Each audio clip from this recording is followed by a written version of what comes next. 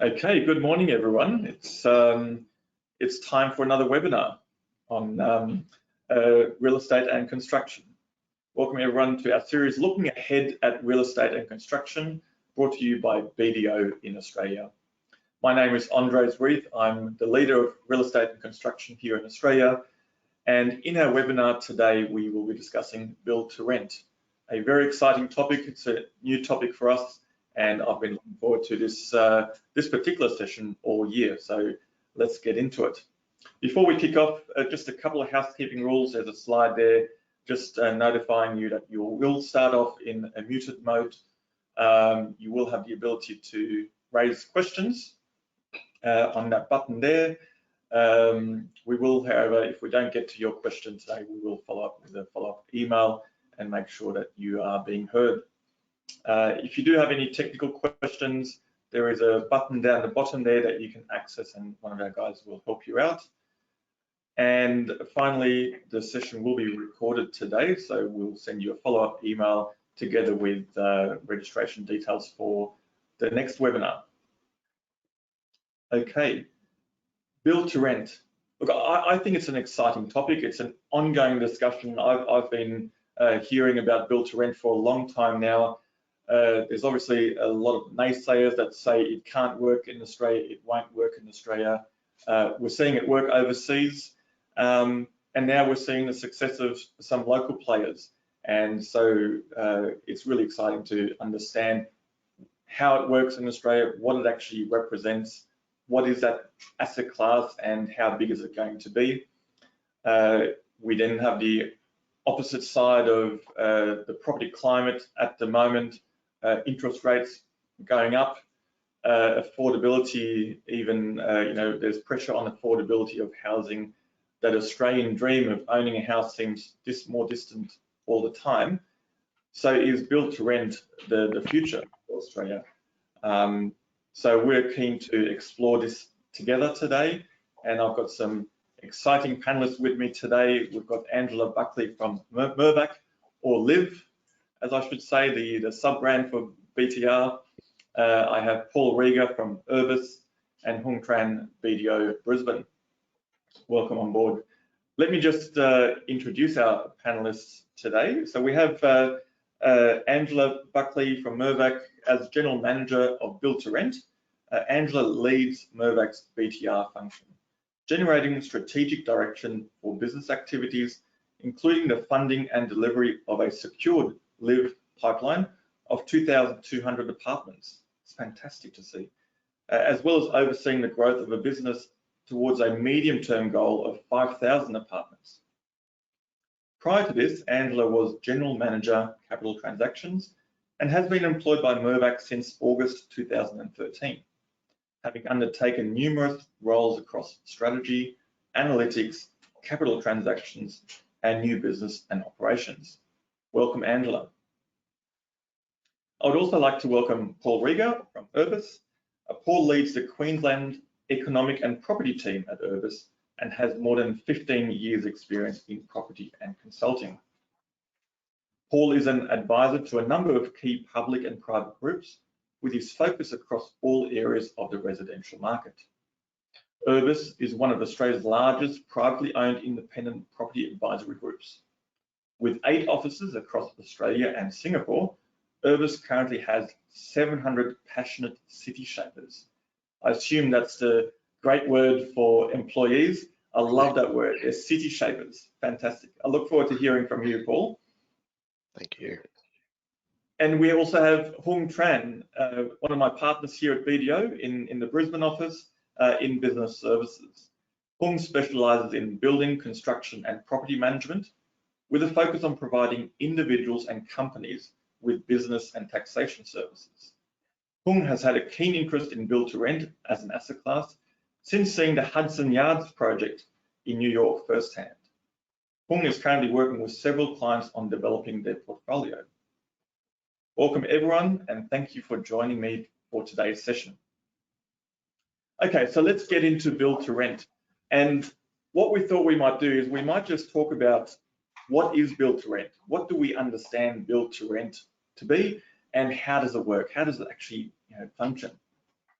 And so, Hung, I thought, you raised a comment here in your introduction about you gained an interest through Hudson Yards. And I know Hudson Yards, I didn't realize it was a build to rent project. I just know that iconic vessel installation. It's amazing, you can take fantastic photos from there. But Hung, tell me, how did your interest in build to rent arise? Thanks, Andreas. That's a good question, mate. So for starters, I'm a tax guy, right? And so you got to sit back and take a position in anything I look at by saying, what's the next big thing potentially in any market? So when you take a look at it, I was lucky enough to go to New York in 2016, pre-COVID, pre-everything.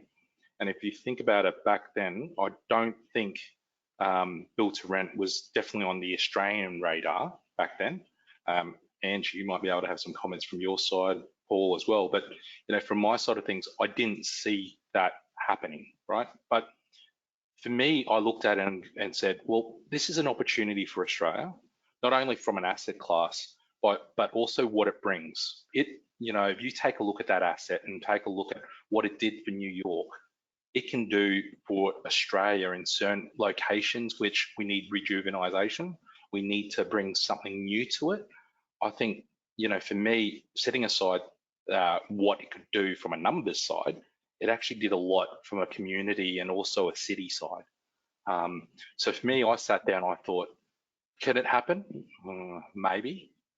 It needs a lot of people to come to the party, but should it happen? Definitely, if that makes sense. So to me, certainly in 2016, it was a long time ago now, if you take a look at it from there to now, but it's only, in my view, starting to grow in Australia a lot in recent years. No. So, Ant, what do you think about that? Did Mirvac and Liv exist in 2016?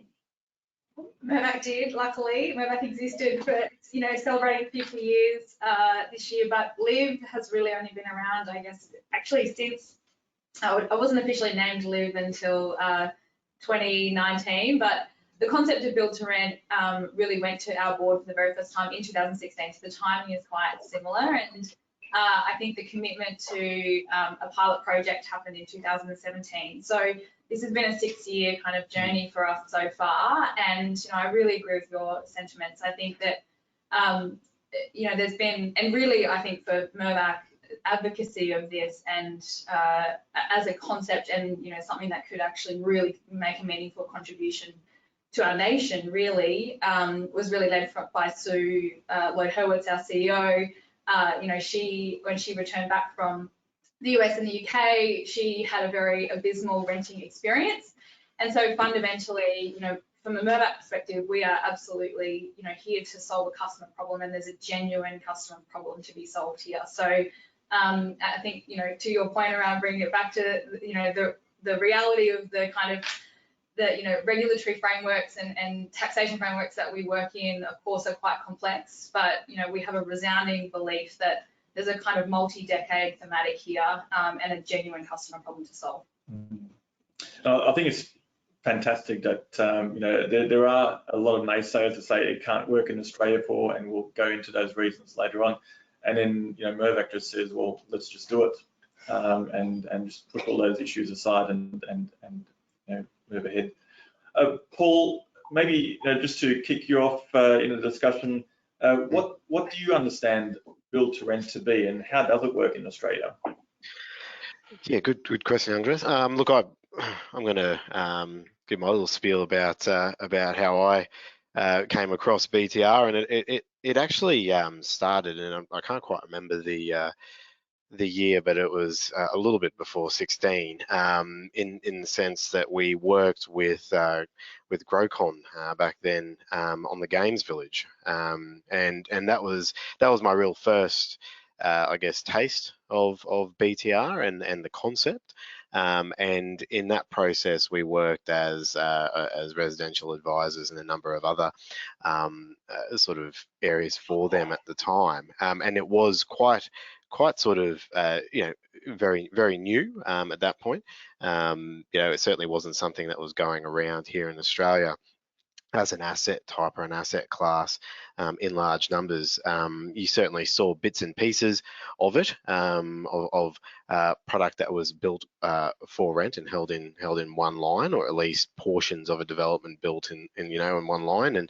And you can certainly look back at some of the early immigrants coming into Australia, building six packs in certain locations and holding that in one line. And like I like to say, pioneers in the space. One of them may have been my grandparents, but that's fine.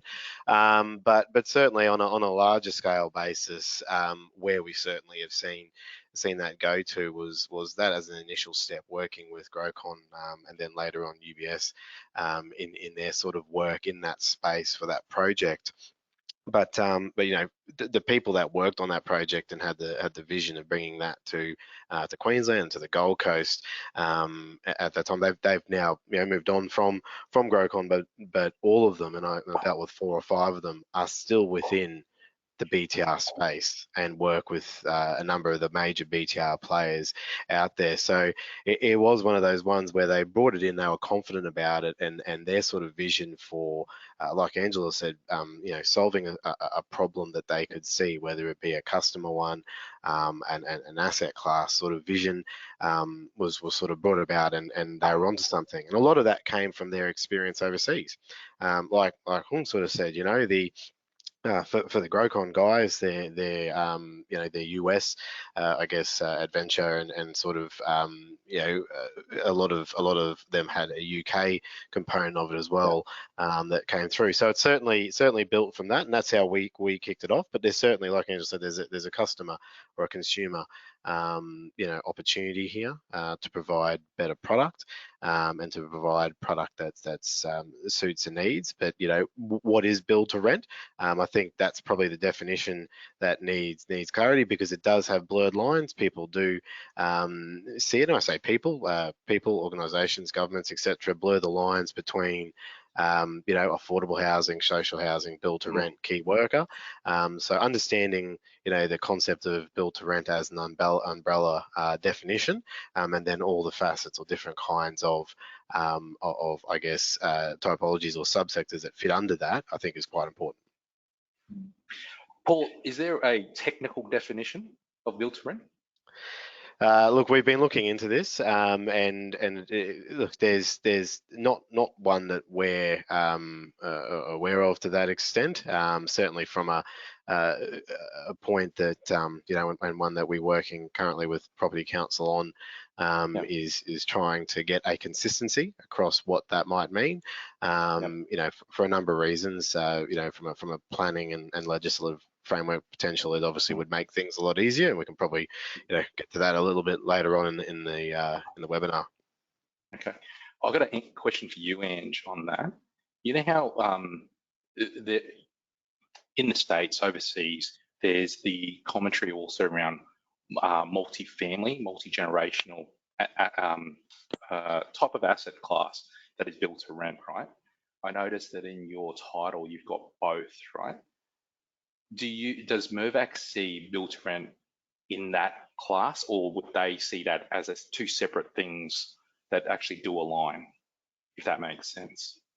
Yeah, no, I think it's a really good question. I think it just shows where we are on the journey in terms of, I guess, both the consumer understanding of what build to rent is, but also then right through every other part of industry or government stakeholders. And I guess we've always used the interchangeability between build to rent and multifamily, because the multifamily and I guess the way that we I guess best align what we consider we're doing is creating institutional grade, purpose designed, purpose built rental accommodation. And I think the institutional grade part of that is important in the sense that the way that we go about delivering these projects, and I don't even like to call them products, because I think we're creating actually a total living experience, and this is a operational, it's definitely operational real estate. So I think when we talk about the comparison, but then if you look at the UK, that it's very much adopted the terminology of build to rent, and that multifamily has been in the US for 40 years, and I think the HUD reports that almost a quarter of all housing forms into that actual typology in 2022. Whereas if you take then the UK example, they're probably 5 to 10 years ahead of us in terms of those first projects coming out of the ground, and the vernacular build to rent has been adopted there, so to speak, and that part of the market, it's starting to really institutionalize, and of course, in the Australian context, we're sort of becoming fast followers of that as well. So I completely appreciate the identity almost crisis that exists, but I think just really simply, I think thinking about this as purpose designed, purpose built for a renter. We often say, it's on our website, we're renters only communities, loud and proud about that. And again, this is part of the changing expectation for consumers, because being a renter in Australia is not, people, they're not used to being treated as a customer, and that's obviously what it all kind of comes back to. So I think one very important distinction is that it's not built to sell, right? It's built to rent. And so I think we spoke about this in our prep call last week, that we want to make sure that it's not just a developer who hasn't been able to sell, so 6 months down the track they decide to rent out their apartments. No, this is not it. This is purpose built. It's for tenants. So Angela, maybe follow up with what are the benefits for tenants going into one of your properties? Yeah, I think really fundamentally for residents, there's kind of 3 things that we see as quite important part of the overall value proposition. The first is the opportunity for security tenure, and we know that this drives the greatest levels of inquiry.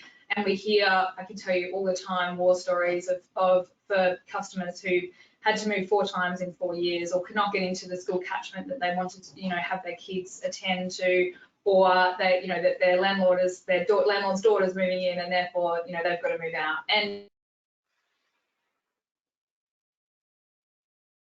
Paul, say that we're signing up to. We just got kicked out. you there, Paul? I am. Just hang on. We've just been kicked out of our end.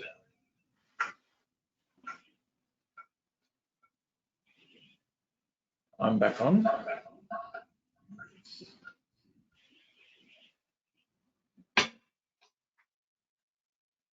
Apologies, everyone.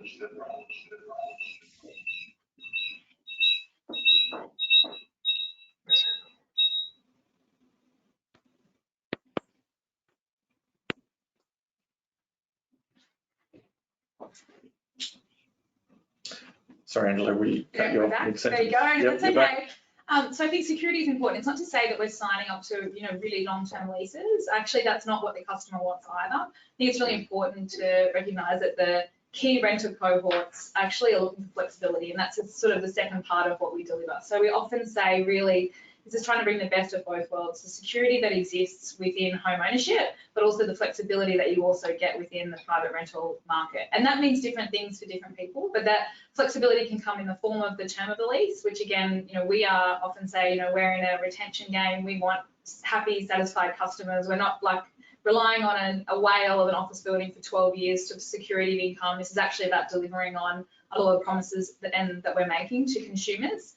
But it also can be about being able to personalise their space. We encourage our residents to paint their walls, we encourage pets. The whole aspect of community is a really, really important one. And it goes back to the idea that if you have security of tenure and you know that you can put down roots and actually can create and contribute to a community, then you're much more likely to do so. And we can really see, within our projects that are up and operating, that is definitely a real kind of well-being effect as well. Yeah. And then the idea that we make life simple. So we are really about trying to remove all the pain points that currently exist in the rental market. And let's face it, there is a lot. And that can even, interestingly, we've also learned there's a lot in the home ownership market as well. We hear a lot of stories from customers that have to deal with challenges with strata and things like that, which we obviously, as a single owner of the building and someone who's very motivated for our customers to be as satisfied as possible, take care of all of that. So there's a lot of benefits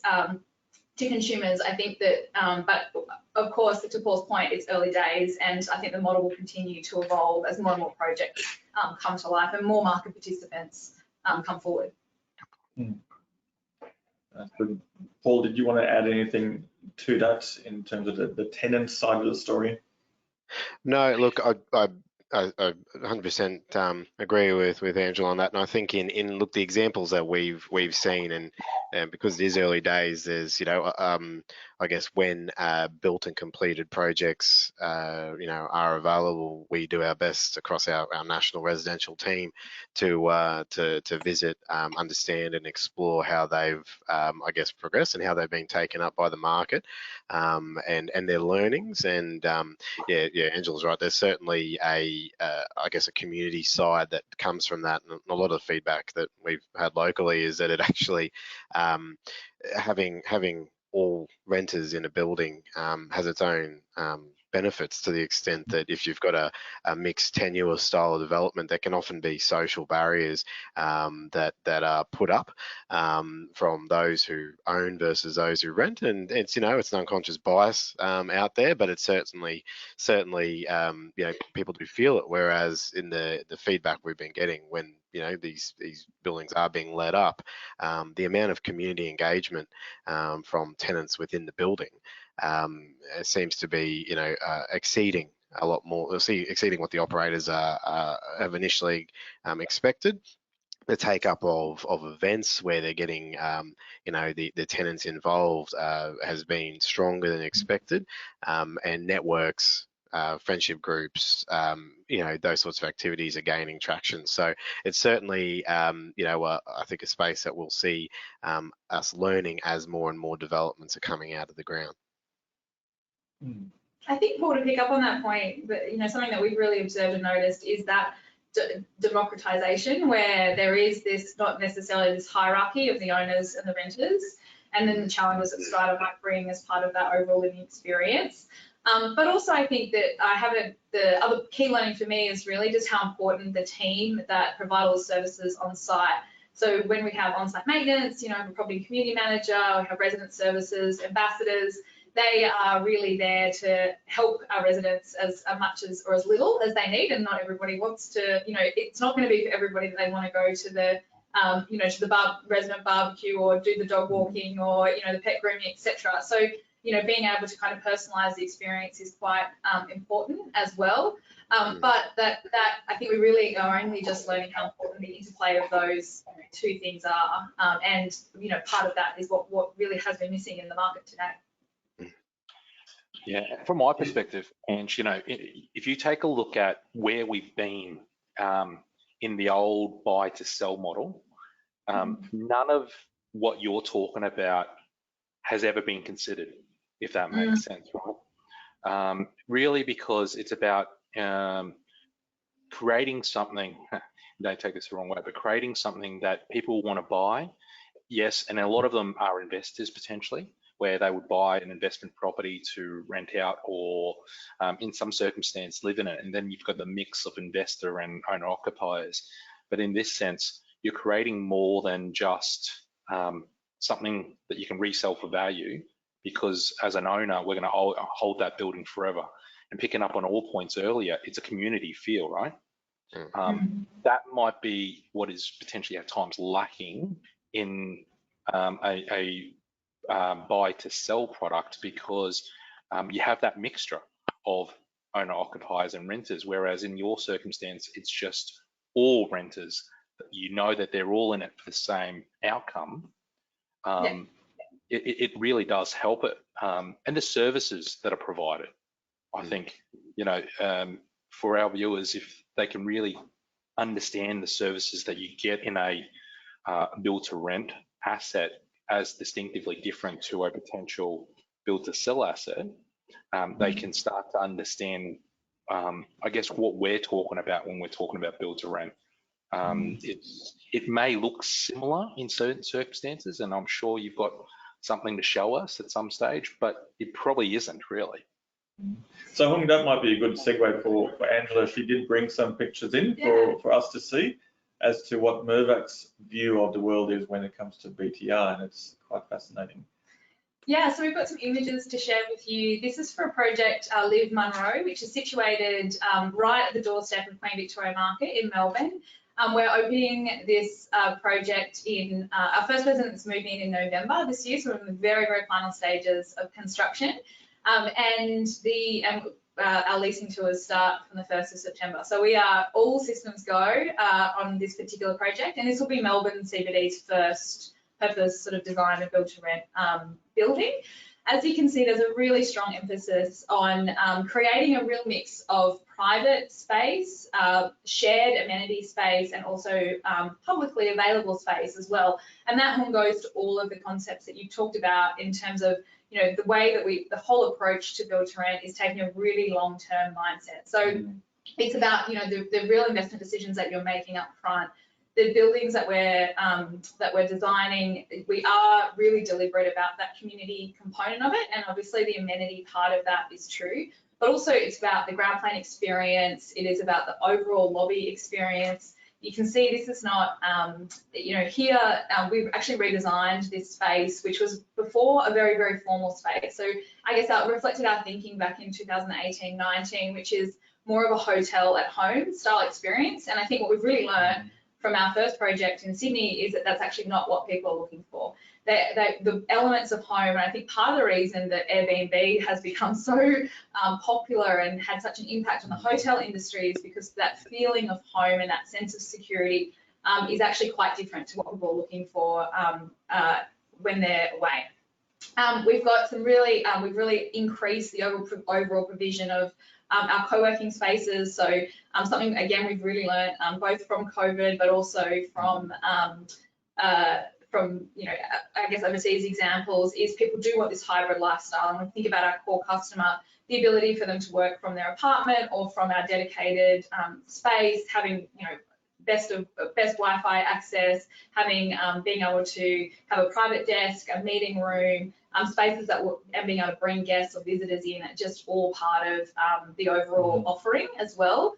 And again, we make really deliberate decisions about wear and tear and making sure that the property is as efficiently operated as possible. And I think that's another really important distinction between the process that a developer goes through in considering a build to sell development, which is really about the maximisation of private space, but also about cost, because you're in a profit game. Whereas we think much more deliberately about what capital are we spending up front and what is the ongoing operational cost of that, and make that CapEx, OpEx decision, you know, right through the whole development. There's a couple more images, I think. How many apartments at that development?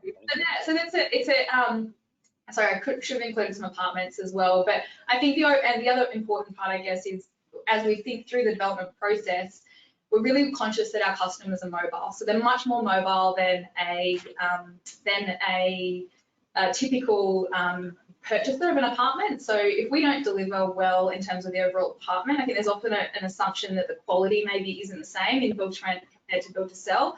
However, I can tell you this is really not the case. So we are really deliberate about all the decisions that we make for every single customer touch point, because we know any friction is our customers much more mobile. They can quickly pack up and leave and go somewhere else. So we address that risk through that living. So things like lighting in your bathroom, things like being able to put your hairdryer where you need it, shelving in the laundry, fitting out the wardrobes, all of those decisions we make really deliberately through the process, because again, it's all about that living experience. I would never think you thought about the hairdryer, Angela. Well, that's probably. How many apartments at that development? Yeah, so Munro has 490 apartments, and it's a really good example actually, because it was originally designed as a build to sell development. And so the building envelope was already in place, and there was approximately 360 build to sell apartments. So it's a big shift obviously to go from 360 to 490 with the same mix of, with the same total envelope. And when you consider that we've incorporated, you know, almost 3,000 square meters of amenity, so that would be, you know, we've got the dining rooms, kitchens, the co-working space, a wellness floors, you know, swimming pool, sauna, spa, a gym area, terracing. So it is quite a change, and typically you'll find our apartment sizes are probably 2 to 3 square meters smaller than our traditional Mirvac built to sell product. But again, just because it's slightly smaller, we are so focused on utility and making sure that we're using the space as effectively as we possibly can. And we do tend to deliver more to the smaller end of the market because we are focused on affordability. And in this particular instance, City of Melbourne actually identified they really wanted a lot more studios within the CBD from an affordability perspective, but also because it's really hard to deliver those in a build to sell style development because you can't finance smaller than 50 square meters. So a bigger focus on probably smaller overall product and a higher proportion than you would typically see in a build to sell development, because again, you know, we are really catering to a different customer.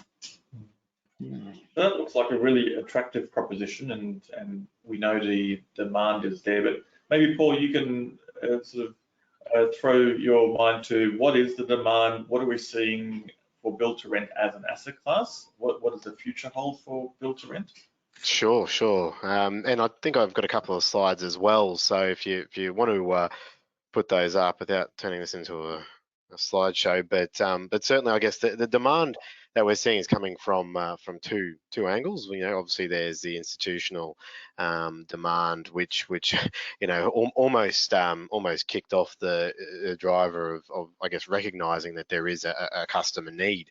You know, the money started flowing and wanting to come to Australia, and we're still seeing that happening. So we look at it and say, well, you know, it's coming from a developer or institutional side. So that's one side of it, and you know, they're recognizing the fact that there is you know a growing market here with regards to customers, the demographic, and other factors. And a lot of them are looking at the opportunities that we have. You know, and Angela's example there, you know, is you know, I guess point in case there that there is opportunity to leverage you know, assets and sites that can cater to a particular demographic or a need, and also that market conditions are starting to improve, in particular with regards to I guess rents and supply of product. The other side of it, and if you can just flick to the next slide, I guess, is the actual the customer side of it, and that's, you know, that's really driven by population growth being one of the key elements, and who's driving that growth. And we know with borders opening now that we are seeing you know, a return of the younger migrants coming through, and you know, what we saw pre-COVID, and particularly when we had our apartment boom years back from sort of 15 to 17, that a lot of the demand for apartments, in particular the rental demand created in our CBDs, was from those skilled younger migrants coming through who know what apartment living is, because that's all they've been, that's what they're used to. They're not used to living in a 600 square meter block in a 4-bedroom house, you know, 8 Ks from the CBD. You know, putting myself in the picture, certainly they have that background, which is apartments. But the other side of it, and Angela mentioned it before, was that the rental experiences out there. You know, Queensland has a different building management system here, a framework, and we have the ability to have building managers that are effectively rental managers, you know, and potentially a relatively higher quality, you know, in cases, a higher quality rental experience for some renters, but it's certainly not across the board. You know, and if you look nationally, you know, there are a lot of cases there, and it sort of says, you know, as the bottom right there, 75% of renters have experienced a problem with their current property. So that level of, I guess, of issue is certainly driving a market. The other side of it, I guess, and yeah, one that I haven't included on here is obviously affordability, and Ange touched on that as well. You know, our cities are becoming less affordable from a purchase perspective, and if you compare us to where we were 10, 15, 20 years ago, the major Australian capitals, I guess, have been a big, you know, have I guess declined with regards to levels of affordability, and that's causing their own issues, and driving back to, again, the need for more rental dwellings.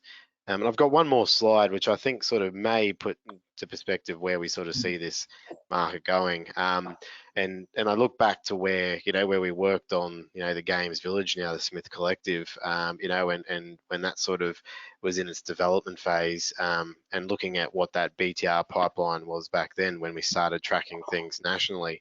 And I can guarantee you there wasn't that much on this chart. Whereas when we look at this now and you take into account, you know, the 2,000 odd apartments that Angela was talking about, you know, the number of institutions who are looking at projects at the moment and those that are in the future pipeline, this gives us a bit of an idea, you know, that there's a significant number, you know, more than 20,000 units across Australia that we've got in the pipeline, be it either under construction or you know, various stages of development approval. You know, and it's the requirement, that the need for this product to hit the market that's you know, becoming more and more important, particularly when you know, we look at the supply that's being driven across our capital cities over the recent years, in particular the COVID-driven periods. Angela, you mentioned the feasibility of smaller 1 and 2 bedroom projects isn't quite stacking up, and that's what we've seen with regards to the projects coming out. They've been focused at a downsizer, you know, a downsizer retiree style of market, and not at a 1 and 2 bedroom mix. In fact, when we look at the applications and approvals coming through the inner Brisbane, you know, there's been a very low number of 1 bedrooms and more 2s, 3s, and 4 bedroom product coming through. So that gap that's being left for smaller, more affordable apartments has to be filled, and build to rent is the solution to fill those, I guess, fill the demand coming from a very big demographic. Hey, Paul, I'm just looking at that chart there. So, Paul, it's foreseeable that... Sorry, Paul. Sorry, Andreas. Nothing in Adelaide, I see there. The market's just not there. We do have a few registered in Adelaide. This is from our apartment, our Urbis Apartment Essentials online dashboard. We don't have an office in Adelaide, but we do service it via our Melbourne team. We don't have the Essentials operating there, so we've just used the markets that we have our Essentials as part of there. But we are registering a few in Adelaide, and there are a few projects in and around the CBD there. Yeah, okay. Paul, I was just going to talk about BTR as an asset class to suggest, and I know some knowledgeable people have said before, it's going to be its own asset class going forward. Do you see that? Can you talk to that? Yeah. Look, it certainly you know, has the it has to be. It is in you know, the States, and Angela mentioned at the beginning with the multifamily component, it is its own asset class. You know, it's been that way for decades now.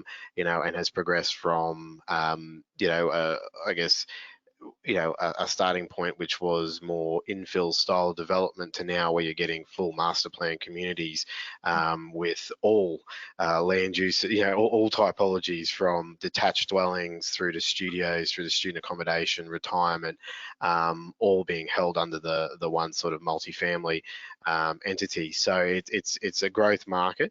That's what the institutions see it as, you know, as their experience, and it will provide, I guess it will continue to develop that way. It is still maturing, you know, but when you look at it, and we do a fair bit with our valuations team here, but certainly the vacancy risk component, you know, is very much an attractive one. I think Angela can probably talk to it in a bit more detail, but certainly having that component, I think because of its early days and its sort of level of maturity, there's still a lot to learn, you know, absorption rates, everything that we were talking about before about customer experience, you know, product mix within. There's still a bit to learn, but it is certainly on its way to being an alternative asset class. Okay.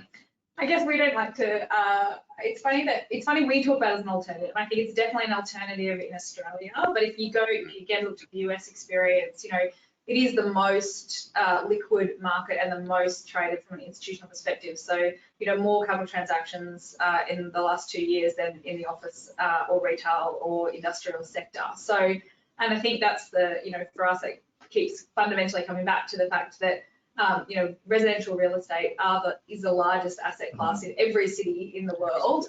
This is just a permutation of that. And I think certainly when we talk to our peers globally, that it is not necessarily considered an alternative there.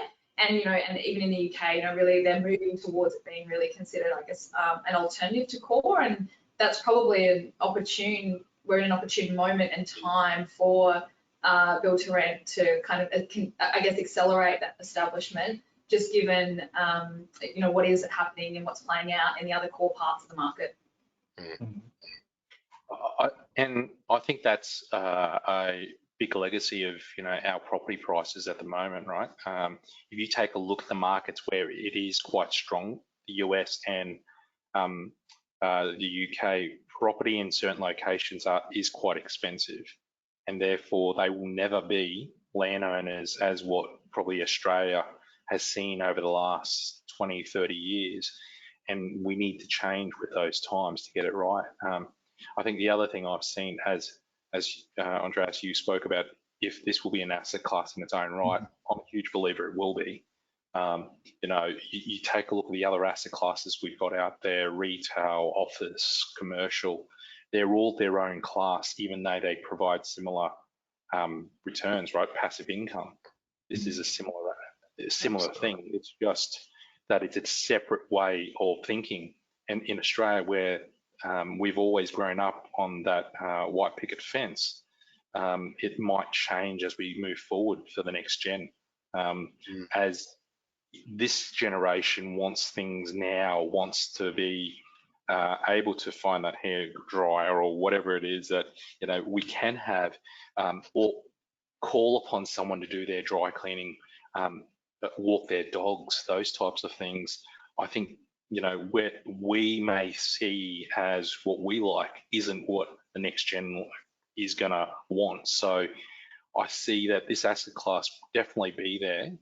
It's just how it grows and the perception by investors on what returns they get with respect to this asset class versus others. Because ultimately that's what it will be, right? So I wouldn't mind just changing over from the demand side, the tenancy side, which I think is a fantastic proposition, and there is a market for that.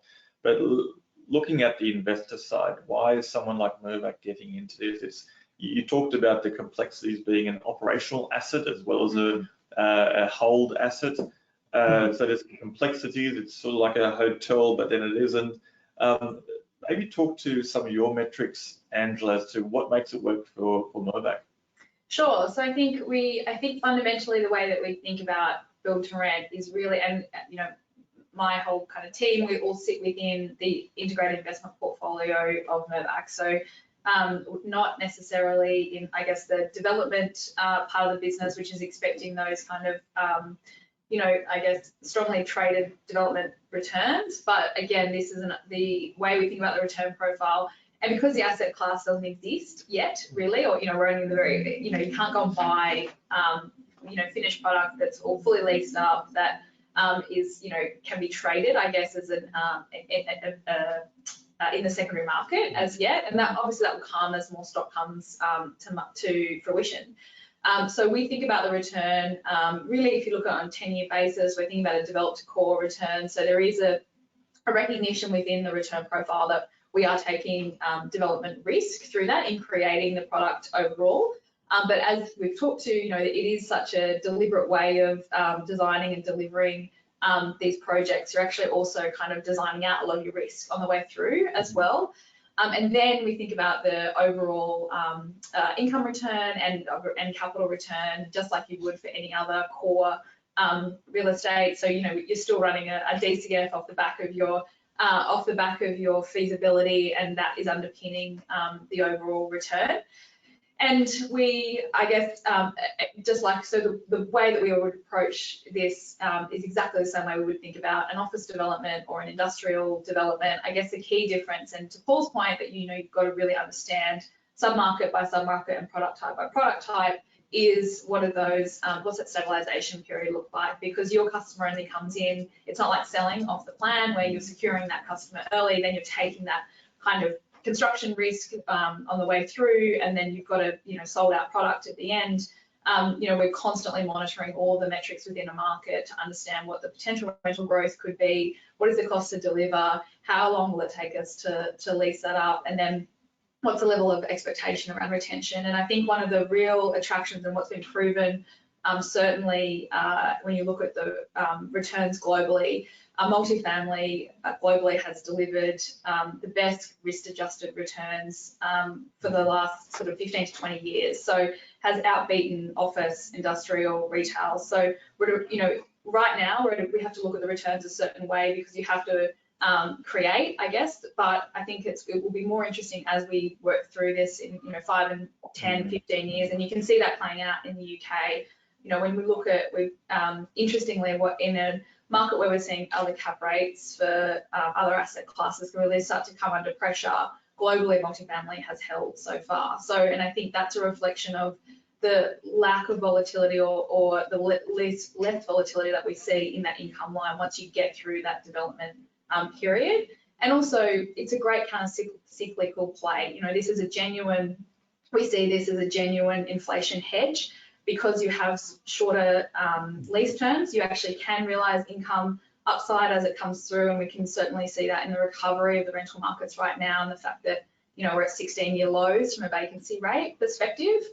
So that's a positive, and also which I guess you can't necessarily achieve in, say, some of the other asset classes. But also you've got an opportunity to continue, and which we have certainly done, in taking all of our learnings and really refining that into the overall experience and understanding what people really want and what that value proposition is. It's not, I think it's not about more. I think we can get a bit caught up in that element of product and service. This is about really understanding who your customer is and how you deliver correctly into those markets.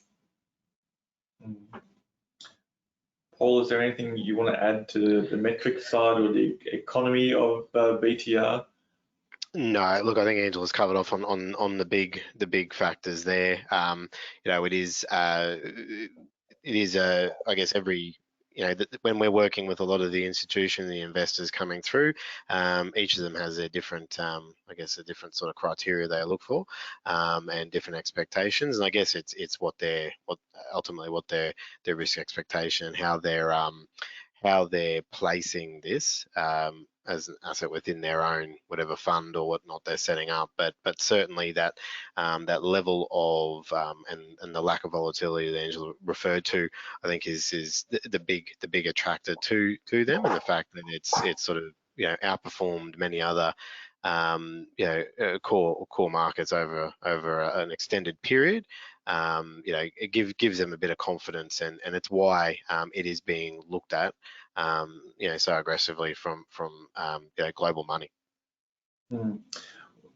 Paul, then maybe just spend a bit of time talking about, we're not seeing much in terms of government support or regulatory support for the build to rent. I think it is, we've talked about, it is the future, especially from renters who are no longer being able to get into the property market themselves. Do we need government support for this? Is there a policy environment that needs to change for this? I think certainly if you surveyed 10 developers and operators in this space, you would get 100% hit rate that yes, we would need more support on this. And I think it's certainly in a very with varied I guess levels. But certainly if I look at it from where we sort of work across more so, certain governments are leading the charge on this, you know, and have, you know, mandates in place, whether it be you know, land tax concessions or foreign surcharge, you know, land relief. There's certainly mechanisms that are in play in some jurisdictions and some states that are yet to be picked up in others. And that's you know, so there are, I think it is an awareness that is there from certain state governments. But it is certainly something that needs to be looked at, both from an incentivization perspective from the financial side, but also if you look at sort of the planning framework, what that actually means as well, because, you know, we've looked at you know, elements such as you know, incentives around, say, car parking. You know, and you know, what that means if you do have, for instance, like Angela said, studios that are either within a transport node or within a CBD fringe, and having that sort of, I guess, benefit, you know, with regards to reduction in car parking rates, etc., and what that might do to the viability of projects. You know, a relatively simple sort of move like that would be quite beneficial. So yes, there is you know, in short, there is certainly a requirement for whether it be local councils, state governments, to, I think, probably get a bit more involved in this, to really see the numbers come to market that we sort of need from a supply side. Okay. Bung, anything to add from a tax point of view? You're our tax guy on the call. Yeah, well, I think the biggest thing where you haven't seen much foreign money flow in is just around the MIT requirements for the entity itself, right? So if you take a look at a lot of the other investment classes that we have out there that have grown quite a lot, for a lot of the property funds that have grown in Australia over the last few years, they have certain concessions on how income is returned to foreign investors. Unfortunately, we don't have those concessions with respect to this asset class, and therefore the foreign money that's flown in for other assets haven't flown in as yet, if that makes sense. So, you know, from my side of things, there could be certain changes or considerations that can be made both from a federal side as well as from a state side. But certainly that's probably one of the biggest things why foreign money hasn't flown in the last few years. And if it was going to flow in, you know, the last few years would have been the years that it would have flown in quite a lot.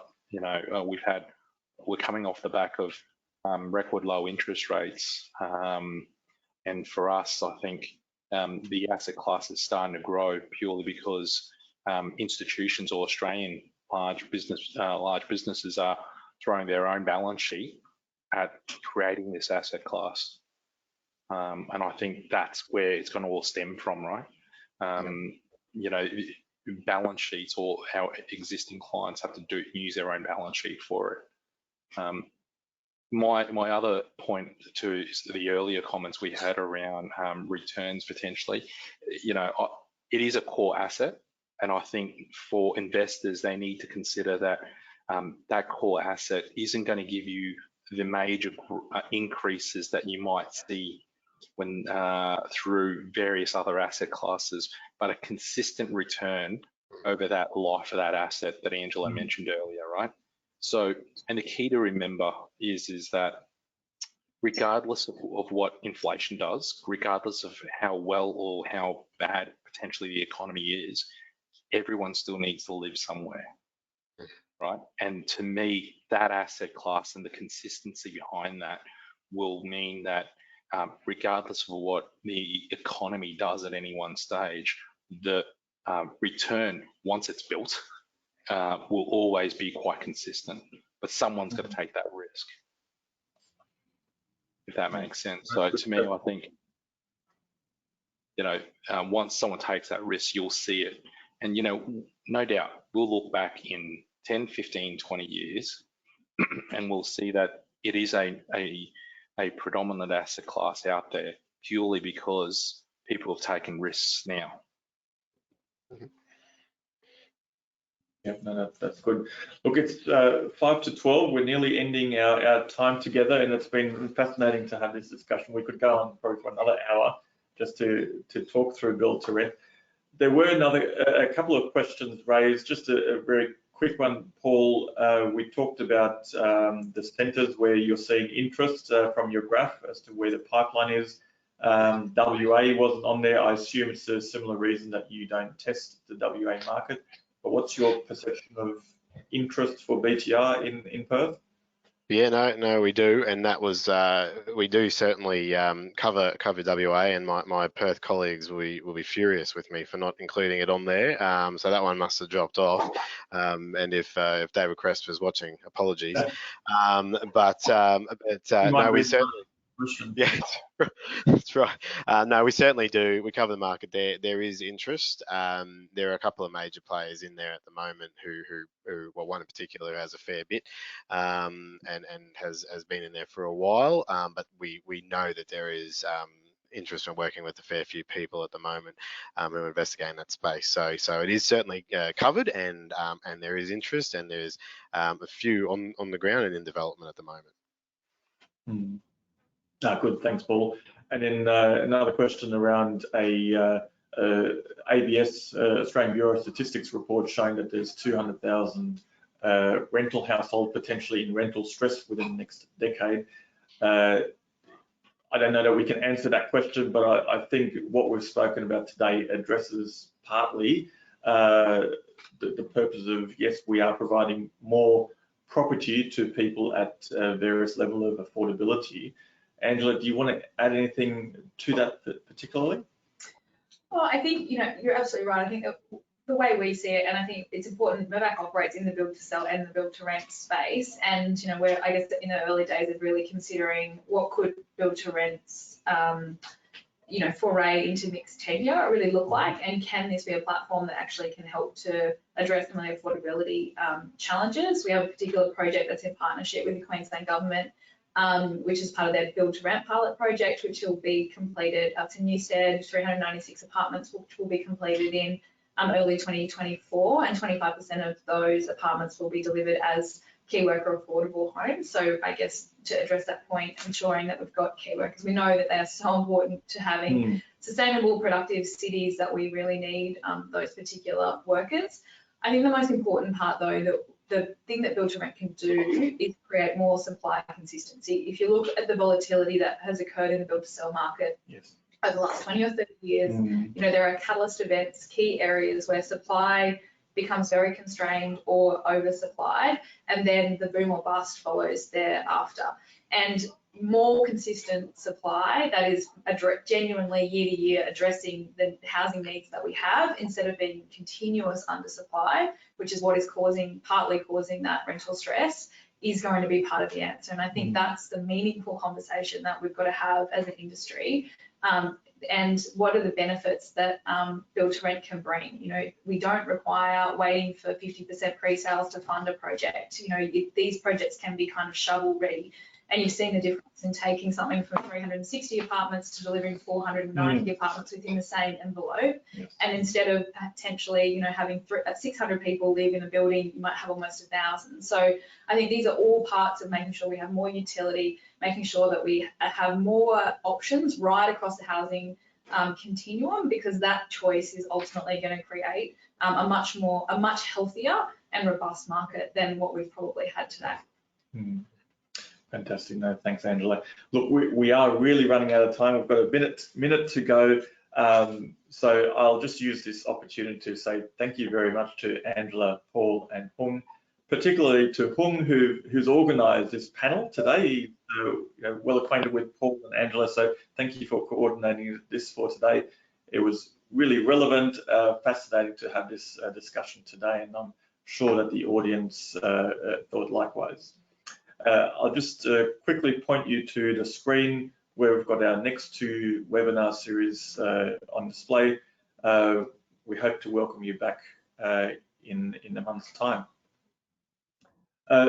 So yeah, before you go, there is going to be a short feedback survey available for you to fill in. Please do fill it in. We do learn from that and improve our future sessions. Thanks again for joining us today, and thanks again to the panelists. Thank you and goodbye. Thanks, everyone. Thank you. Right on time.